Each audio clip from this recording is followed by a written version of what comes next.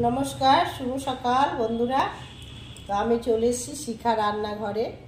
একটা নতুন ধরনের বাটা দেখাবো।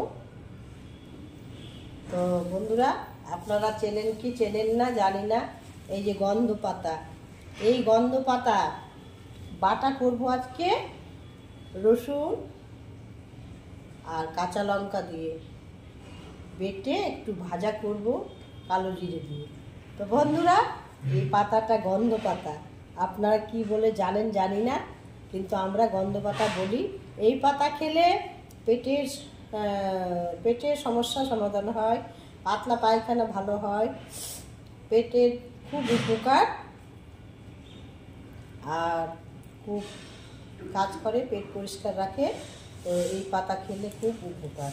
তো বন্ধুরা, আপনারা দেখুন আমি পাতা বাটা করব আজকে, কিভাবে বাটাটা করে ভাত দিয়ে খাবো। এই যে দেখুন গন্ধ পাতা বন্ধুরা। তার জন্য নিয়ে নিয়েছি রসুন,